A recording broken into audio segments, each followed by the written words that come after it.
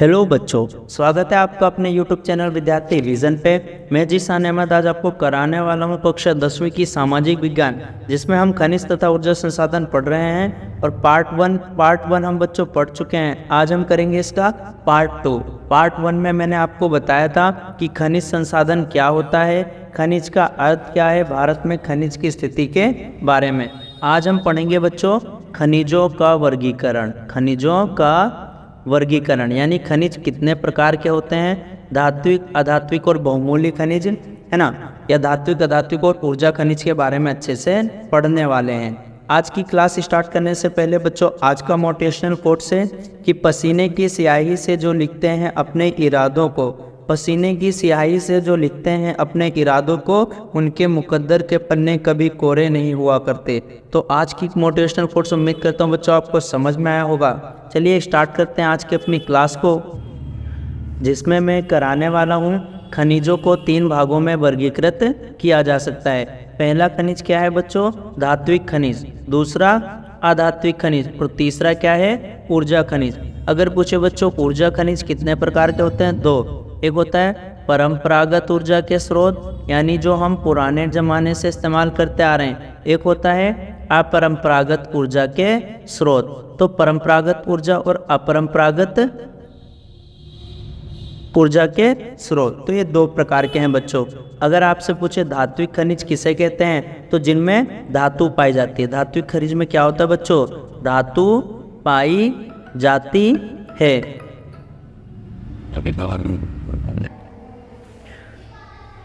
तो धात्विक खनिज मतलब जिसमें धातु पाई जाती है। और धात्विक खनिज कितने प्रकार के होते हैं बच्चों, 3। धात्विक खनिज में पहला क्या आता है, लोह, दूसरा है बच्चों अलोह और तीसरा आता है हमारा बहुमूल्य खनिज आता है। तो धात्विक में लोह खनिज, अलोह खनिज और बहुमूल्य खनिज आता है बच्चों। और अधात्विक होता है और उसके बाद ऊर्जा खनिज होता है, परंपरागत और अपरंपरागत स्रोत होते हैं ऊर्जा के। तो धात्विक खनिज किसे कहते हैं, इस खनिज में धातु पाए जाते हैं। और ये पहला क्या होता है, लोह खनिज यानी फेरस मिनरल्स। तो इसमें लोहा प्राप्त किया जाता है बच्चों, यानी इसके अंदर क्या होता है, लोहा होता है। और लोह खनिज धात्विक खनिजों की कुल उत्पादन के मूल्य में 3/4 भाग का योगदान रखते हैं। और ये धातु शोधन उद्योगों के विकास को क्या करते हैं, मजबूत बनाते हैं। और भारत की अपनी घरेलू मांग को पूरा करने के पश्चात बड़ी मात्रा में धात्विक खनिजों का क्या किया जाता है, निर्यात किया जाता है। यानी भारत में क्या है, भारत सबसे पहले अपनी आपूर्ति को सुनिश्चित करता है, उसके बाद जो बचे हुए धात्विक खनिज है ना, उनको क्या करता है, निर्यात कर देता है बच्चों। तो ये हमारे क्या चीज़ थे, धात्विक में लोह खनिज था। एक बार बच्चों हम यहाँ पे समझ लेते हैं कि खनिजों का वर्गीकरण किस प्रकार किया जा सकता है। तो मैंने बताया बच्चों खनिजों का वर्गीकरण 3 प्रकार से हम कर सकते हैं। सबसे पहले खनिज क्या होता है, जो धात्विक खनिज होता है, यानी जिसमें धातु पाया जाता है। और ये 3 प्रकार का होता है बच्चों, लोह धातु यानी जो लोह खनिज होता है जिसमें लोहा पाया जाता है बच्चों, जैसे कि इसमें क्या क्या हो गया, मैग्नीज हो गया बच्चों, है ना, निकल हो गया, साथ ही साथ में कोबाल्ट हो गया। तो ये लोह धातु है। दूसरा क्या आता है, अलोह धातु, यानी जिसमें लोहा नहीं पाया जाता है। और इसमें आते हैं तांबा, सीसा, जस्ता और बॉक्साइट। जस्ता हो गया और बॉक्साइट, ये क्या है, अलोह खनिज यानी लोहा नहीं पाया जाता। तीसरा आता है धात्विक खनिज में बहुमूल्य खनिज। बहुमूल्य खनिज यानी जो प्रीसियस होते हैं, जैसे सोना हो गया, है ना, चांदी हो गया, सोना, चांदी और प्लेटिनम। सोना, चांदी और प्लेटिनम। तो ये धात्विक है। धात्विक कितने प्रकार के, 3, लोह धातु, अलोह धातु और बहुमूल्य खनिज। दूसरा आता है बच्चों अधात्विक खनिज।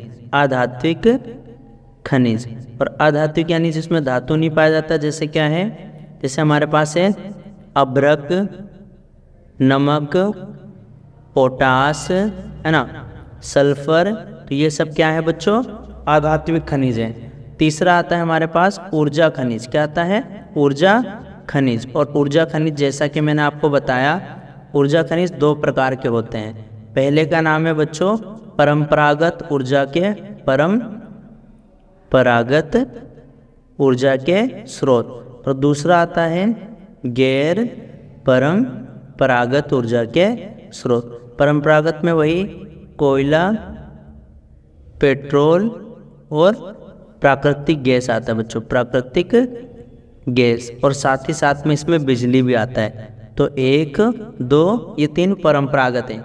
गैर परंपरागत में बच्चों आता है सौर ऊर्जा, है ना, पवन ऊर्जा हो गया, ज्वारीय ऊर्जा हो गया, और साथ ही साथ में क्या आता है इसमें, भूतापीय ऊर्जा हो गया। तो ये किसमें आता है, गैर परंपरागत में आता है। तो अब उम्मीद करता हूँ बच्चों आपको ये धात्विक अधात्विक ऊर्जा खनिज समझ में आ गया होगा। इसमें हम लौह खनिज के बारे में पढ़ रहे हैं। इसी का अगला है बच्चों लौह अयस्क। लौह अयस्क मतलब आयरन ओर। अगर पूछे सर्वाधिक लौह अयस्क यानी सबसे ज़्यादा कहाँ पाया जाता है बच्चों, उड़ीसा में पाया जाता है। और उड़ीसा में कितना, 52% लौह अयस्क कहाँ पाया जाता है, उड़ीसा में। और लौह अयस्क क्या है बच्चों, एक आधारभूत उद्योग है, आधारभूत उद्योग या खनिज है बच्चों लौह अयस्क, है ना। और इसी को हम बच्चों औद्योगिक विकास की रीढ़ कहते हैं, औद्योगिक विकास की रीढ़ कहते हैं ना। तो लौह अयस्क आधारभूत खनिज है और औद्योगिक विकास किसको रीढ़ कहते हैं। अगर पूछे बच्चों लौह अयस्क कितने प्रकार का होता है, यानी लोहा हमारे वहाँ पे बच्चों 4 प्रकार का होता है। एक है मैग्नेटाइट, क्या है बच्चों, मैग्नेटाइट, और इसमें सर्वोत्तम किस्म का सबसे ज़्यादा लोहा इसमें पाया जाता है 70% तक। दूसरा आता है बच्चों मैग्नेटाइट के बाद हेमेटाइट, और जो हेमेटाइट होता है ये उससे कम का होता है, यानी इसमें 50 से 60% लोहा पाया जाता है। तीसरा आता है बच्चों लिमोनाइट,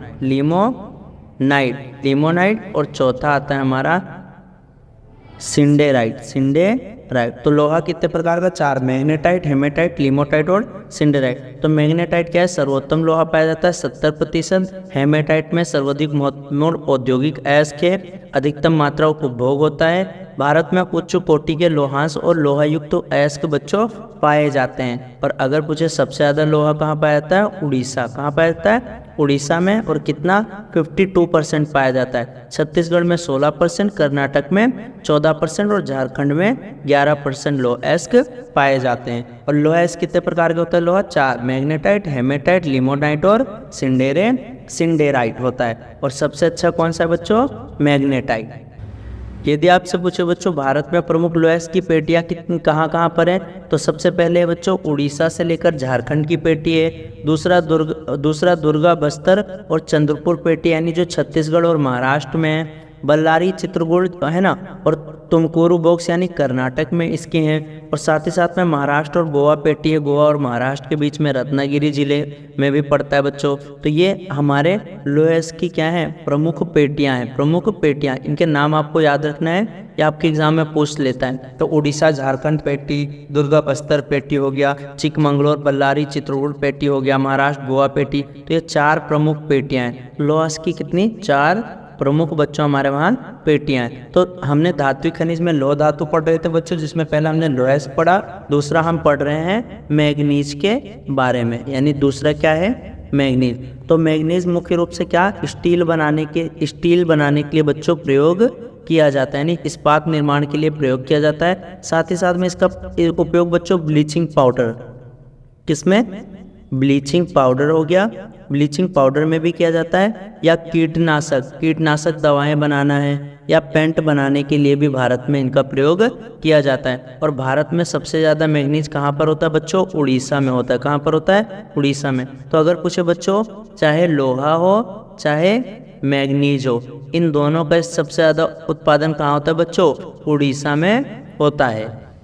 तो धात्विक में बच्चों हमने पहले लौह धातु पढ़ा था, अब हम पढ़ेंगे अलोह खनिज के बारे में। तो इसमें लोहा शामिल नहीं होता है, और इनका उपयोग धातु शोधन, इंजीनियरिंग, विद्युत उद्योगों में महत्वपूर्ण रूप से किया जाता है। अगर पूछे अलोह खनिज के उदाहरण क्या है बच्चों, मैंने बताया था तांबा, बॉक्साइट, सीसा और सोना है, जिसमें हम तांबा और बॉक्साइट के बारे में पढ़ेंगे। तो आप सभी जानते बच्चों जो तांबा यानी क्या, कॉपर, और कॉपर को हम विद्युत में प्रयोग किया जाता है, यानी बिजली के तार बनाने के लिए प्रयोग किया जाता है। और ऐसा क्यों होता है, क्योंकि ये धातुवर्ध होते हैं, तन्य होते हैं और ताप के सुचालक होते हैं। इलेक्ट्रॉनिक और रासायनिक उद्योगों में भी इनका प्रयोग किया जाता है। मध्य प्रदेश की बालाघाट की खदानें, झारखंड के सिन्नीभूम हो गया, राजस्थान की खेतड़ी, इन सब जगहों पे जो तांबा प्रमुख रूप से मिल जाता है। उसके बाद बच्चों दूसरा हमारा क्या है, जो बॉक्साइड है। अगर पूछे बॉक्साइड क्या है बच्चों, ये एल्यूमिना क्ले की तरह दिखता है। एल्यूमिना क्ले यानी किसकी तरह दिखता है बच्चों, एल्यूमिना क्ले की तरह दिखने वाला पदार्थ होता है और ये बॉक्साइड होता है, जिसके बाद में इसी से हम क्या प्राप्त करते हैं बच्चों, एल्यूमिनियम हम बॉक्साइड से प्राप्त करते हैं। और एल्यूमिनियम एक महत्वपूर्ण धातु होता है क्योंकि ये लोहे जैसी शक्ति के साथ साथ अत्यधिक हल्का भी होता है। यानी इस एल्यूमिनियम को लोहे जैसे ही हम प्रयोग करते हैं, लेकिन ये कैसा होता है बच्चों, हल्का होता है और ताप का सुचालक भी होता है, पर इसमें अधिक धातुवर्धीयता पाई जाती है। यानी इसको हम क्या कर सकते हैं, पतली चादर के रूप में भी बना सकते हैं। तो ये क्या था बच्चों, बॉक्साइड। और बॉक्साइड कैसा है, एक अलोह खनिज, यानी इसमें लोहा पाया नहीं जाता है।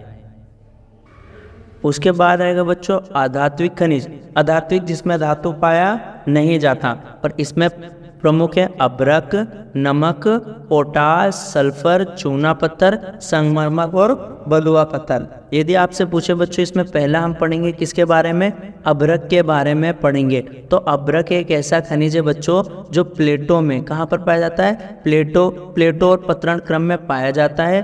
और ये कैसा होता है बच्चों, पारदर्शी होता है और काले रंग का होता है, लाल पीले रंग और भूरे रंग का भी हो सकता है। तो ये क्या है बच्चों, अभ्रक के बारे में था। और इसकी है ना, तो अभ्रक एक ऐसा खनिज है जो प्लेटो और पतरण क्रम में पाया जाता है, पारदर्शी और काले और हरे रंग, पीले रंग और भूरे रंग का भी हो सकता है। इसकी सर्वोच्च परावैद्युत शक्ति है कि ऊर्जा का ह्रास निम्न गुणांक पे, मीन्स वाहन के गुण और उच्च वोल्टेज की प्रतिरोधीता के कारण अभ्रक जो है विद्युत और इलेक्ट्रॉनिक उद्योगों में प्रयुक्त होने वाले अपरिहार्य खनिजों में से एक है। तो सिंपल सा इसको कहाँ पर प्रयोग करते हैं बच्चों, विद्युत में प्रयोग करते हैं, विद्युत में प्रयोग किया जाता है। छोटा नागपुर का पठार हो गया, उत्तरी पठार के किनारा हो गया, बिहार झारखंड यहाँ पे पाया जाता है बच्चों, और राजस्थान के अजमेर में।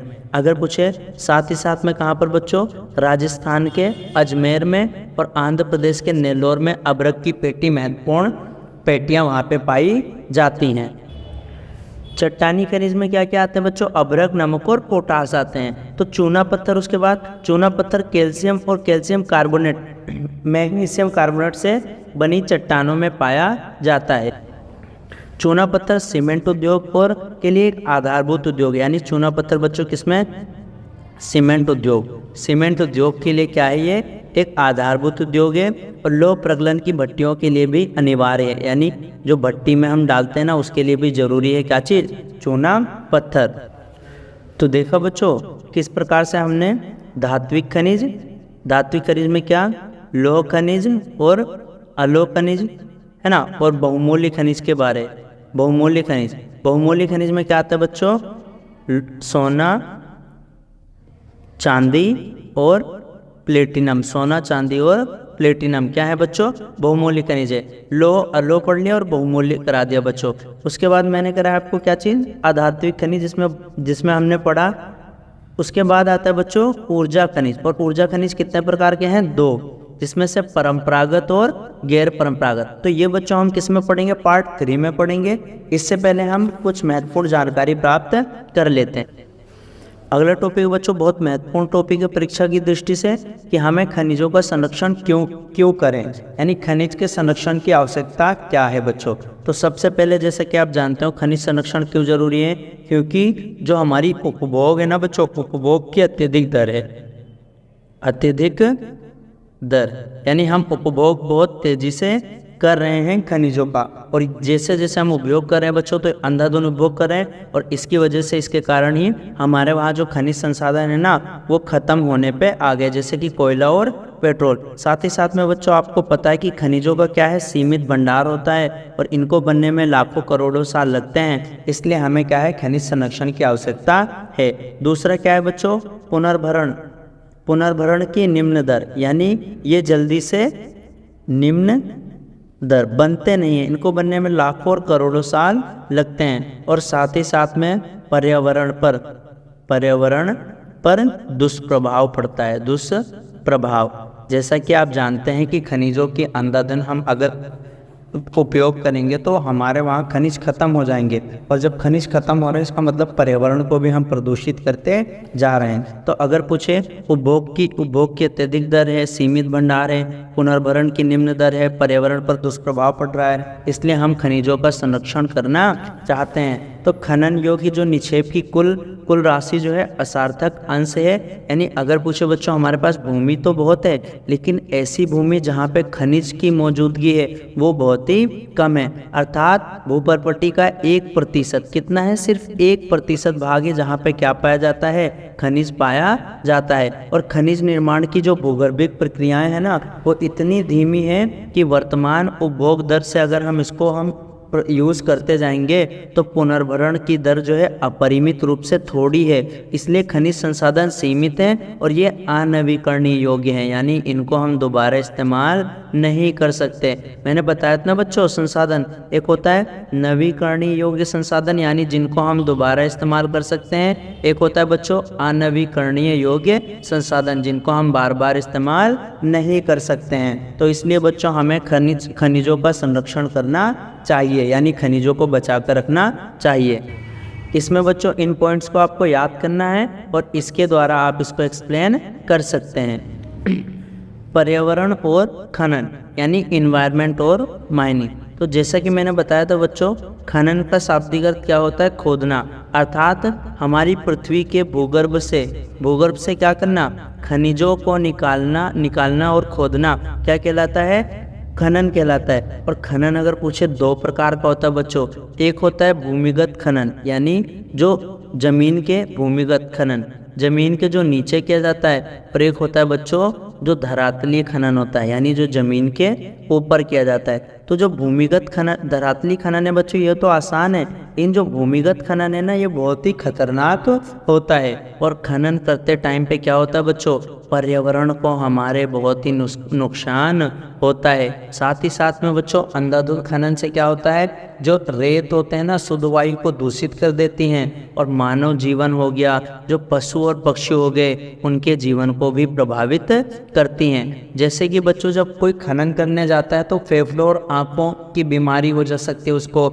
नई नई बीमारियां हमारी शरीर को घेर लेती हैं। और खानों में प्रयोग किए जाने वाले जो बारूद होते हैं ना बच्चों, बारूद में मिल जाने के कारण जो हमारी वायु भी है ना वो भी प्रदूषित हो जाती है। साथ ही साथ में आपने देखा होगा बच्चों कि पहले हमारे वहाँ दिल्ली में क्या थी, अरावली पर्वतमाला थी। कौन सी पर्वतमाला थी, अरावली। सबसे पुराने पहाड़ का नाम क्या है, अरावली, और इसकी सबसे ऊंची चोटी का नाम क्या था बच्चों, गुरु शिखर। क्या नाम है, गुरु शिखर।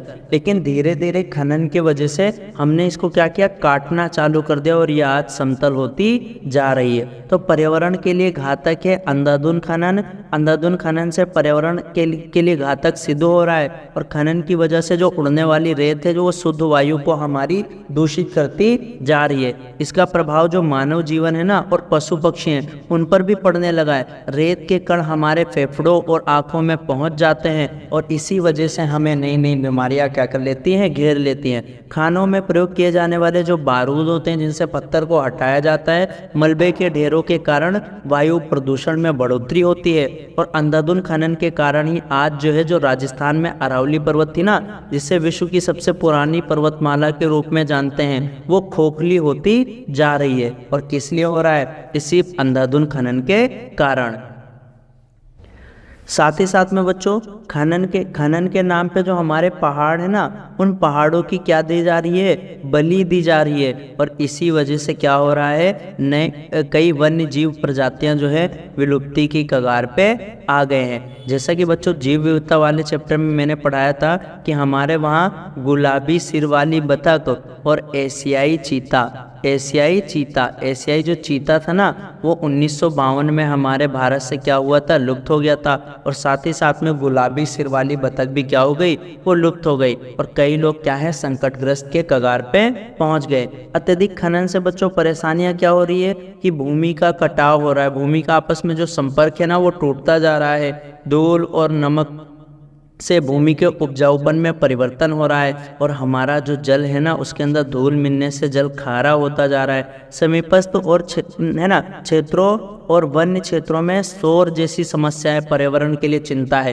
यानी जब खनन करते हैं बड़ी बड़ी ड्रिलिंग मशीन से, तो उससे क्या होता है कि आसपास में ध्वनि प्रदूषण भी हो रहा है, जो कि पर्यावरण के लिए चिंता का विषय है। अयस्क जो है खनिज खानों से निकालने वाले मलबे में नुकसानदेह जो रासायनिक तत्व भी होते हैं, जिससे हमारे जल भी हमारा प्रदूषित होता जा रहा है। तो ये हैं बच्चों जो हमारे खनन है ना, इन खनन से हमें कई सारी परेशानियां होती है। खनन जो है अंधाधुंध खनन पर्यावरण के लिए हानिकारक है। जैसा कि मैंने आपको बताया था बच्चों पार्ट 1 में कि खनन से रिलेटेड ही 2 शब्द हैं। एक का नाम है बच्चों कुद्रेमुख, और कुद्रेमुख कन्नड़ भाषा के शब्द कुद्रे से आया है, और इसका मतलब क्या होता है बच्चों, घोड़ा, यानी जो घोड़े के नाल का है ना, ये ध्यान रखना। इसी तरह एक और शब्द है बच्चों बेलाडीला, और बेलाडीला मतलब बैल की डील यानी हम्प, और बेलाडीला कहाँ पर है, छत्तीसगढ़ में। कहाँ पर है बच्चों, छत्तीसगढ़ में। तो ये ध्यान रखना। एक आता है बच्चों रेट होल खनन के बारे में। तो रेट होल खनन क्या है, तो ये कहाँ पर है बच्चों, जोवाई व चेरापूंजी में। जोवाई और चेरापूंजी में घर के लोग ही क्या करते हैं, खनन का कार्य करते हैं, परिवार वाले मिलकर खनन करते हैं, जो कि बच्चों अवैध है। और इसको किसने अवैध किया था, NGT ने, नेशनल ग्रीन ट्रिब्यूनल ने रेट होल खनन को अवैध घोषित कर रखा है, लेकिन ये फिर भी किया जाता है। तो ये आपको बच्चों महत्वपूर्ण चीज़ों को क्या करना है, ध्यान रखना है। एक महत्वपूर्ण प्रश्न आता है बच्चों कि आखिर हम इन खनिजों को कैसे संरक्षण कर सकते हैं, यदि खनिज हमारे जीवन के लिए इतने अनिवार्य हैं। एक सुई से लेकर बच्चों हेलीकॉप्टर तक, सुई से लेकर हेलीकॉप्टर तक किससे बनता है, खनिज से बनता है। खाने में सिर्फ 0.3% खनिज ही होता है, लेकिन उसके बगैर 99.7% भोजन हमारे लिए बेकार है। पूरे वर्ल्ड में बच्चों खनिज 2000 प्रकार के हैं। अगर पूछे भारत में कितने हैं, 100 प्रकार के हैं। तो ये खनिज इतने महत्वपूर्ण हैं और ये ख़त्म भी हो सकते हैं, तो इनका संरक्षण हम कैसे कर सकते हैं। तो सबसे पहले तो बच्चों ये एक क्वेश्चन ये आता है कि खनिज को हम बचाने के लिए कई सारी विधियों का इस्तेमाल कर सकते हैं। या तो हम उन खनिजों को कम उपयोग कर सकते हैं। जैसे पेट्रोल है बच्चों, हमें पता है वो ख़त्म हो जाएंगे, तो हम पेट्रोल का अल्टरनेटिव, यानी उससे रिलेटेड जो उसका अल्टरनेटिव ना, जैसे सौर ऊर्जा हो गया, बिजली बनाने के लिए कोयले की बचत होगी। और पेट्रोल से गाड़ी चलने की जगह बच्चों किससे चले, इलेक्ट्रिक व्हीकल्स आ जाएं, चार्ज करके चले, है ना। तो ऐसा हो सकता है। दूसरा क्या कर सकते हैं बच्चों, हम पुनः उपयोग करना। कई सारे खनिजों को हम वेस्ट कर देते हैं, लेकिन हम उसको क्या कर सकते हैं, पुनः उपयोग कर सकते हैं। तीसरा, जो हमारे खनिज होते हैं उनका पुनर्चक्रण कर सकते हैं, पुनर्चक्रण के द्वारा। और अगर पूछे बच्चों चौथा आता है बच्चों स्थापन्य की जगह। स्थापन्य मतलब क्या होता है, एक के स्थान पे हम दूसरे का प्रयोग कर सकते हैं। एक के स्थान पर दूसरे का प्रयोग करना।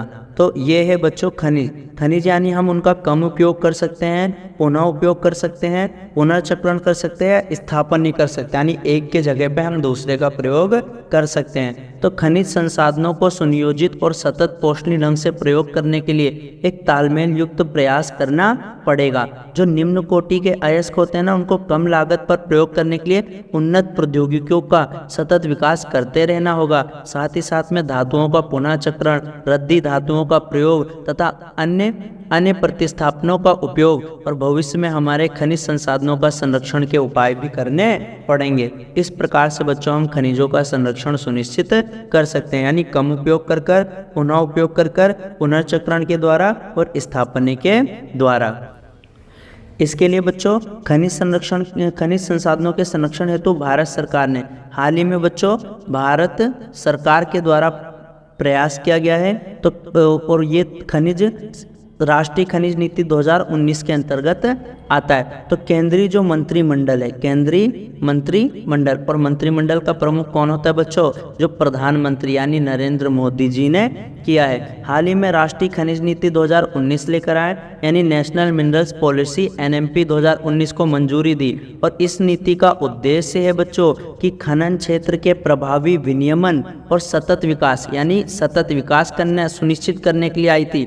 नीति में जो है निजी क्षेत्र के लिए खनन के, यानी प्राइवेट सेक्टर के लिए वित्त पोषण को बढ़ावा देने के लिए खनन गतिविधियों को उद्योग का दर्जा देने का प्रस्ताव किया गया। यानी खनन को भी हम क्या मानेंगे, एक उद्योग मानेंगे, और ये निजी सेक्टर के लिए बहुत अच्छा होगा बच्चों। और यह नीति खनिजों की निकासी के लिए परिवहन, यानी हम खनिजों को निकासी तो कर लेते बच्चों, लेकिन वहाँ आसपास में परिवहन जाल नहीं होता, वहाँ पे परिवहन बंदरगाह नहीं होते, तो इसलिए सरकार ने तटीय जलमार्ग और अंतर्देशीय शिपिंग के उपयोग पर ध्यान केंद्रित किया है और खनिजों के परिवहन को सुविधाजनक बनाने के लिए समर्पित खनिज गलियारे को भी प्रोत्साहित किया है। और खनिज गलियारे क्या है बच्चों, जो खनिजों के लिए ही महत्वपूर्ण होंगे और इस प्रकार से परिवहन को जाल को सुनिश्चित करेंगे। और खनन जो होता है ना, खनन का शाब्दिक अर्थ होता है खोदना, और उसको भी उद्योग की श्रेणी में क्या करेंगे, शामिल करेंगे। तो ये थी राष्ट्रीय खनिज नीति 2019।